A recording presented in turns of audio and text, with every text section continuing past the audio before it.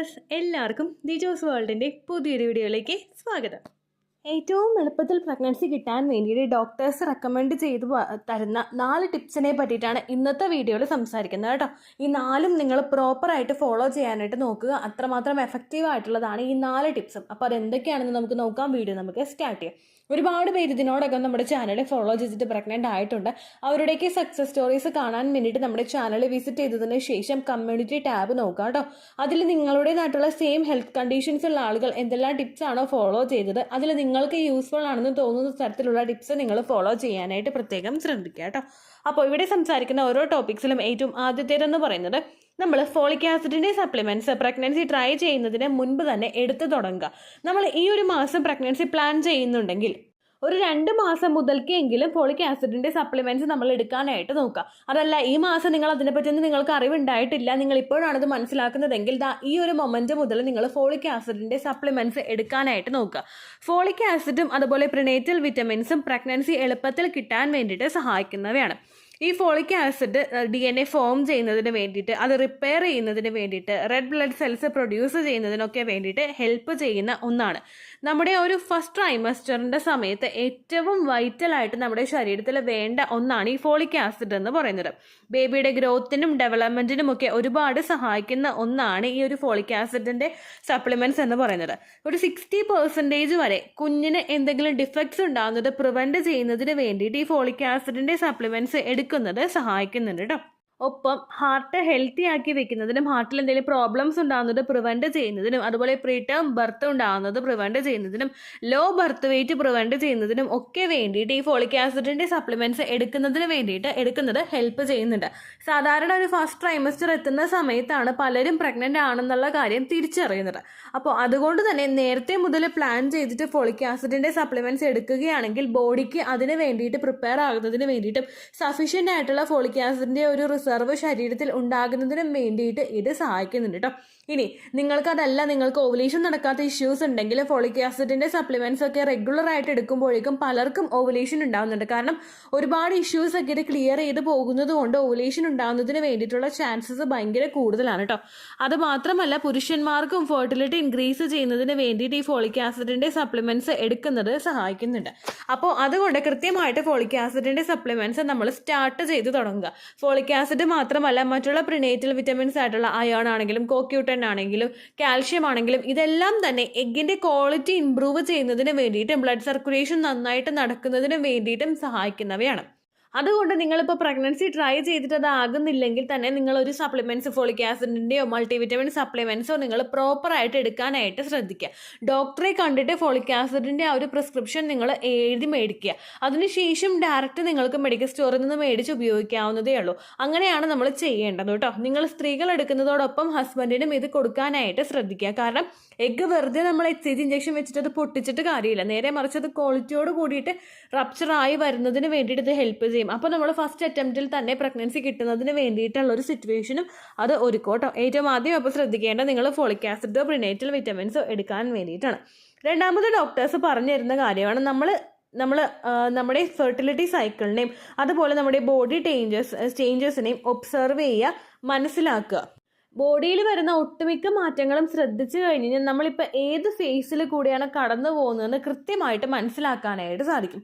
അത് മനസ്സിലാക്കി കഴിഞ്ഞ് കഴിഞ്ഞാൽ ഓവുലേഷൻ കൃത്യമായിട്ട് നമുക്ക് ചാർട്ട് ചെയ്യാൻ പറ്റും. ഓവുലേഷൻ ഉണ്ടാവുന്നുണ്ടോ ഇല്ലയോ അങ്ങനെയുള്ള കാര്യങ്ങളൊക്കെ കൃത്യമായിട്ട് ഐഡൻറ്റിഫൈ ചെയ്യുന്നതിന് ഈ സൈക്കിൾ നമ്മൾ മോണിറ്റർ ചെയ്യുന്നത് ഒരുപാട് ഹെൽപ്പ് ചെയ്യുന്നുണ്ട് കേട്ടോ. ഓവുലേഷൻ നടക്കുന്നതിനോടനുബന്ധിച്ചിട്ട് നമുക്ക് ഒരുപാട് ലക്ഷണങ്ങൾ ഉണ്ടാവുന്നുണ്ട്. ഒരുപാട് പേര് നമ്മൾ ലൈവ് പോകുന്ന സമയത്തും ചോദിക്കുന്നുണ്ട്, ചേച്ചി ഓവുലേഷൻ്റെ സിംറ്റംസ് എന്തൊക്കെയാണ്, ഓവുലേഷൻ ഐഡൻറ്റിഫൈ ചെയ്യാൻ പറ്റുന്നില്ല എന്ന് പറയുന്നവരുണ്ട്. നമുക്ക് സ്മെല്ലിൽ ഭയങ്കര സെൻസിറ്റിവിറ്റി ഉണ്ടാവും. അതായത് ഇപ്പോൾ മീൻ വെട്ടുന്ന മണമൊക്കെ നമ്മൾ റെഗുലറായിട്ട് മീൻ വെട്ടുന്നവരായിരിക്കും. പക്ഷേ ഓവുലേഷൻ നടക്കുന്ന സമയത്ത് നമ്മൾ മീൻ വെട്ടിക്കഴിയുമ്പോൾ നമുക്ക് ആ മണം ഭയങ്കര അരോചകമായിട്ട് തോന്നും. അതുപോലെ നമുക്ക് വൊമിറ്റ് ചെയ്യാനായിട്ട് ചിലർക്ക് ടെൻഡൻസി ഉണ്ടാകും ഓവുലേഷൻ നടക്കുന്ന സമയത്ത്. ചിലർക്ക് മുഖക്കുരു ഉണ്ടാകും, ചിലർക്ക് തലവേദന ഉണ്ടാകും, ചിലർക്ക് ലോവർ അബ്ഡമനിൽ പെയിൻ ഉണ്ടാകും, ചിലർക്ക് ബ്രസ്റ്റിൽ ഹെവിനെസ് ഉണ്ടാകും, ചിലർക്ക് ബാക്ക് പെയിൻ ഉണ്ടാകും. അങ്ങനെ ഒരുപാട് സിംറ്റംസ് ഓവുലേഷൻ നടക്കുന്നതായിട്ട് നമുക്ക് ഉണ്ടാവും കേട്ടോ. എന്നാൽ ഈ സിംറ്റംസ് ഒന്നും ഇല്ലാതെ നമുക്ക് ഡ്രൈ ആയിട്ട് മാത്രമാണ് പോകുന്നത്. ഈ സിംറ്റംസ് ഒന്നും ഇല്ലെങ്കിൽ നമ്മളത് ഒബ്സർവ് ചെയ്യണം. ഈ മാറ്റങ്ങളൊന്നും എനിക്ക് കാണുന്നില്ലല്ലോ. അപ്പോൾ അടുത്തതായിട്ട് നമ്മൾ എന്താണ് ശ്രദ്ധിക്കേണ്ടതെന്ന് മനസ്സിലാക്കണം. അതായത് അടുത്തൊരു പടിയായിട്ട് നമുക്ക് വീട്ടിൽ നിന്ന് തന്നെ ചെയ്യാൻ പറ്റുന്ന ഒന്നാണ് ഓവുലേഷൻ ടെസ്റ്റ് കിറ്റ് ഉപയോഗിച്ച് ടെസ്റ്റ് ചെയ്ത് നോക്കുക എന്ന് പറയുന്നത്. അത് ചെയ്ത് നോക്കുമ്പോൾ അതിൽ ഫെയിൻറ്റ് റിസൾട്ടോ പോസിറ്റീവ് റിസൾട്ടോ നിങ്ങൾക്ക് കിട്ടുന്നുണ്ടെങ്കിൽ ഏകദേശം ഓവുലേഷൻ നടക്കുന്നുണ്ടെന്ന് നമുക്ക് കൺക്ലൂഡ് ചെയ്യാനായിട്ട് സാധിക്കും. എന്നാൽ ഇങ്ങനെയുള്ള മാറ്റങ്ങൾ ഒന്നും തന്നെ ഇല്ലെങ്കിലോ നമുക്ക് ഓവുലേഷൻ നടക്കാനായിട്ട് ചാൻസും ഇല്ല. അപ്പോൾ ആ ഒരു കാര്യം കൂടി നിങ്ങൾ മനസ്സിലാക്കണം. പിന്നെ അടുത്ത പടിയായിട്ട് നമ്മൾ ചെയ്യേണ്ടത് ഡോക്ടറുടെ അടുത്ത് പോവുക, ഫോളിക്കുലാർ സ്റ്റഡി നടത്തി നോക്കുക എന്നുള്ള കാര്യമാണ് നമുക്ക് അടുത്തതായിട്ട് ചെയ്യാൻ പറ്റുന്നത്. അതിന് നമ്മൾ നല്ല ക്ലീൻ ആയിട്ട് നമ്മുടെ ബോഡി ഒബ്സർവ് ചെയ്യണം കേട്ടോ. അതാണ് ഡോക്ടേഴ്സ് ഏറ്റവും കൂടുതൽ പറഞ്ഞു തരുന്നത്. അതുപോലെ തന്നെ maximum fertile time period utilise ചെയ്യാനായിട്ട് നോക്കുക. ചില ആളുകൾക്ക് കൃത്യമായിട്ട് ഫെർട്ടൈൽ ടൈം പീരീഡ് ഇത്ര മുതൽ ഇത്ര വരെയാണെന്ന് ബോഡി ചേഞ്ചസ് വെച്ച് ഒബ്സർവ് ചെയ്യാനായിട്ട് സാധിക്കും. ബാക്കിയുള്ള ആളുകൾക്ക് എപ്പോഴാണ് ഫെർട്ടൈൽ വിൻഡോ എന്ന് കൃത്യമായിട്ട് മനസ്സിലായിക്കൊള്ളണമെന്നില്ല.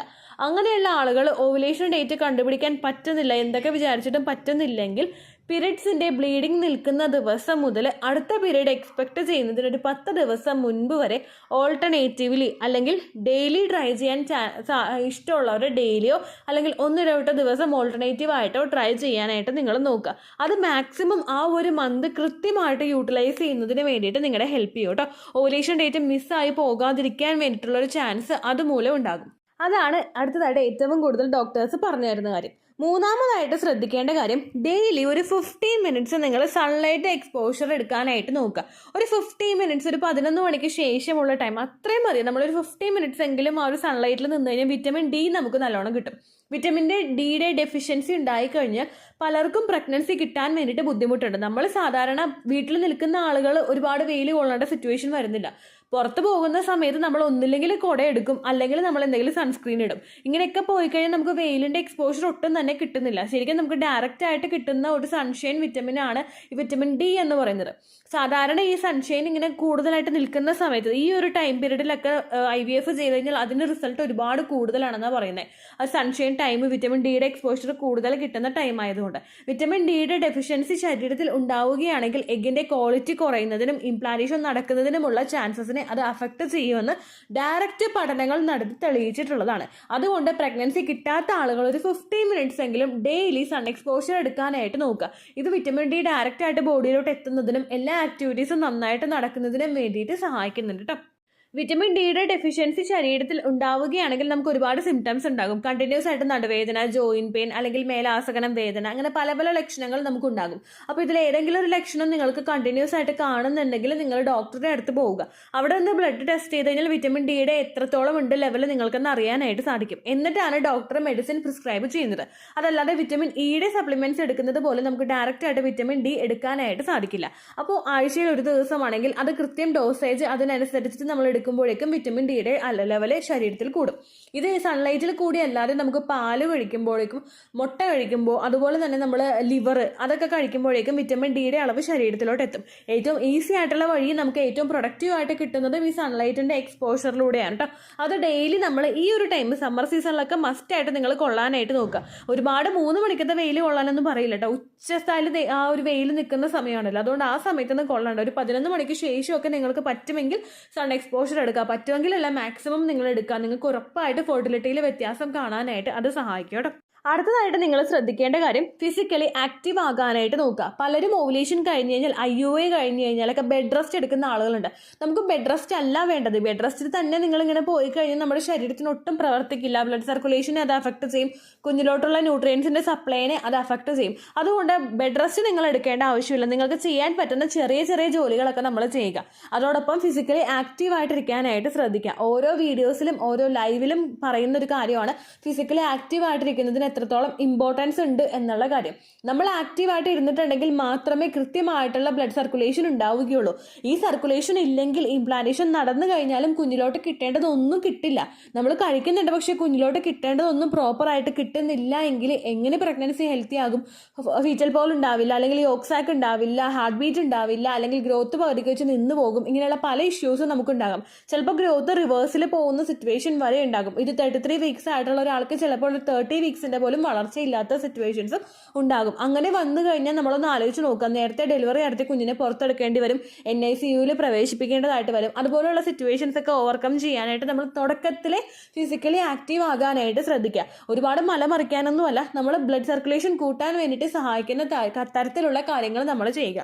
പണ്ടൊക്കെ എന്ന് വെച്ച് കഴിഞ്ഞാൽ നമുക്ക് ഇന്ത്യൻ ക്ലോസറ്റ് ഉണ്ട്, അതുപോലെ അലക്കാനായിട്ട് പലരും ആ അലക്കല്ലിലിട്ടായിരിക്കും അലക്കുന്നത്, മിക്സിക്ക് വേണ്ടിയിട്ട് നമ്മൾ അരക്കുമായിരിക്കും. അതുകൊണ്ട് നമ്മൾ ഫിസിക്കലി നല്ലതുപോലെ ആക്റ്റീവ് ആവുന്നുണ്ട്. പക്ഷേ ഇപ്പോൾ അതൊന്നും കിട്ടാത്തത് കൊണ്ട് അങ്ങനെയുള്ള ആക്ടിവിറ്റീസ് ചെയ്യാൻ പാകത്തിനുള്ള എക്സസൈസ് നമ്മൾ ചെയ്യുക, മാലാസന ചെയ്യുക, മാലാസന വോക്ക് ചെയ്യുക. ഇതെല്ലാം ചെയ്യുന്നത് ഫെർട്ടിലിറ്റി വർദ്ധിപ്പിക്കാൻ വേണ്ടിയിട്ട് സഹായിക്കും കേട്ടോ. പിന്നെ നമുക്കറിയാലോ എല്ലാ പോയിന്റ്സും, ഇത്രയുമാണ് ഏറ്റവും കൂടുതൽ ഡോക്ടേഴ്സ് പറഞ്ഞു തരുന്ന കാര്യം. പിന്നെ നമ്മൾ ഹെൽത്തി ഫുഡൊക്കെ കഴിക്കുക, ഒരുപാട് അൺഹെൽത്തി ആയിട്ടുള്ള ഹാബിറ്റ്സ് ഒക്കെ നമ്മൾ കംപ്ലീറ്റ് ആയിട്ട് മാറ്റുക. ഡ്രിങ്കിങ്ങോ സ്മോക്കിങ്ങോ ഒക്കെ ഉണ്ടെങ്കിൽ അത് നിങ്ങൾക്കാണെങ്കിലും ഹസ്ബൻഡിനാണെങ്കിലും ഉണ്ടെങ്കിൽ കംപ്ലീറ്റ് ആയിട്ട് മാറ്റുക. ഇതൊക്കെ കൃത്യമായിട്ട് കൺട്രോൾ ചെയ്യുകയാണെങ്കിൽ എളുപ്പത്തിൽ കൺസീവ് ആകാനായിട്ട് സാധിക്കും കേട്ടോ. 1 by 1 ആയിട്ട് ഓരോ കാര്യങ്ങളും നിങ്ങൾ ചെയ്യുക. ഇതിൽ ചെയ്യാത്ത കാര്യങ്ങൾ എന്തെങ്കിലും ഉണ്ടെങ്കിൽ അത് നിങ്ങൾ കൃത്യമായിട്ട് ഇന്ന് മുതൽ സ്റ്റാർട്ട് ചെയ്ത് തുടങ്ങുക കേട്ടോ. ഇത്രയേ ഉള്ളൂ വീഡിയോ. യൂസ്ഫുൾ ആയി കാണുമെന്ന് വിശ്വസിക്കുന്നു. യൂസ്ഫുൾ ആവുന്നുണ്ടെങ്കിൽ ലൈക്ക് ചെയ്യുക, ഫ്രണ്ട്സിനൊക്കെ ഷെയർ ചെയ്ത് കൊടുക്കുക കേട്ടോ. എന്തെങ്കിലും സംശയം ഉണ്ടെങ്കിൽ നിങ്ങൾ കമൻസിൽ ചോദിക്കുക. പണ്ടത്തെ വീഡിയോയ്ക്ക് കമൻസ് ഇടുന്നവർക്ക് റിപ്ലൈ ലഭിക്കുന്നില്ലെങ്കിൽ ലേറ്റസ്റ്റ് ആയിട്ട് ഞാൻ ഏത് വീഡിയോ ആണോ അപ്ലോഡ് ചെയ്യുന്നത് അതിന് താഴെ കമൻറ്റ് ഒന്ന് കോപ്പി പേസ്റ്റ് ചെയ്യാനായിട്ട് ശ്രദ്ധിക്കുക കേട്ടോ. അതുപോലെ ഓവുലേഷൻ ഡേറ്റ് കാൽക്കുലേറ്റ് ചെയ്ത് തരാനായിട്ട് റിക്വസ്റ്റ് ചെയ്യുന്ന ആളുകൾ എത്രയാണോ സൈക്കിൾ ലെങ്ത് അത് മെൻഷൻ ചെയ്യാനായിട്ട് ശ്രദ്ധിക്കുക. സൈക്കിൾ ലെങ്ത് എന്നതുകൊണ്ട് ഉദ്ദേശിച്ചത് ഓരോ മാസവും എത്ര ദിവസം കൂടുമ്പോഴാണോ ബ്ലീഡിങ് വരുന്നത് അതാണ് സൈക്കിൾ ലെങ്ത്. കഴിഞ്ഞ മാസം ഒരു 8-ാം തീയതിയാണ് ബ്ലീഡിങ് ആയതെങ്കിൽ ഈ മാസം 6-ാം തീയതിയാണ് ബ്ലീഡിങ് ആയതെങ്കിൽ കഴിഞ്ഞ മാസം 8-ാം തീയതി മുതൽ ഈ മാസം 6-ാം തീയതി വരെ എത്ര ദിവസമുണ്ടോ അത് കാലണ്ടറിൽ എണ്ണി തിട്ടപ്പെടുന്നതാണ് നിങ്ങളുടെ സൈക്കിൾ ലെങ്ത്. സൈക്കിൾ ലെങ്ത് നമ്മൾ കൃത്യമായിട്ട് കാൽക്കുലേറ്റ് ചെയ്യുകയാണെങ്കിൽ ഓവുലേഷൻ ഡേറ്റ് എളുപ്പത്തിൽ കണ്ടുപിടിക്കാൻ വേണ്ടിയിട്ട് ഒരുപാട് ആപ്ലിക്കേഷൻസും ഒരുപാട് ഓൺലൈൻ ആയിട്ടുള്ള വെബ്സൈറ്റുകളും ഇന്ന് നമുക്ക് അവൈലബിൾ ആണ്. പ്ലേ സ്റ്റോറിൽ പോയിട്ട് ഓൺലൈൻ ഓവുലേഷൻ ട്രാക്കർ എന്ന് ടൈപ്പ് ചെയ്ത് കഴിഞ്ഞാൽ നിങ്ങൾക്ക് അതുമായിട്ട് ബന്ധപ്പെട്ടിട്ടുള്ള ആപ്ലിക്കേഷൻസ് കിട്ടും. അത് പറ്റുന്നില്ല എങ്കിൽ ഗൂഗിളിൽ പോയിട്ട് ഓൺലൈൻ ഓവുലേഷൻ കാൽക്കുലേറ്റർ എന്ന് ടൈപ്പ് ചെയ്ത് കഴിഞ്ഞാൽ അതുമായിട്ട് ബന്ധപ്പെട്ടിട്ടുള്ള വെബ്സൈറ്റുകൾ നിങ്ങൾക്ക് കിട്ടും. അതിൽ നിങ്ങളുടെ ലാസ്റ്റ് മന്തിലെ മെൻസ്ട്രേഷൻ്റെ ഡേറ്റും ഒപ്പം ഞാൻ ഈ പറഞ്ഞ രീതിക്ക് നിങ്ങൾ കാൽക്കുലേറ്റ് ചെയ്യുന്ന സൈക്കിൾ ലെങ്ത്തും എൻ്റർ ചെയ്ത് കൊടുക്കുകയാണെങ്കിൽ നിങ്ങൾക്ക് കൃത്യമായിട്ട് ഓവുലേഷൻ ഡേറ്റ് കണ്ടുപിടിക്കാനായിട്ട് സാധിക്കും.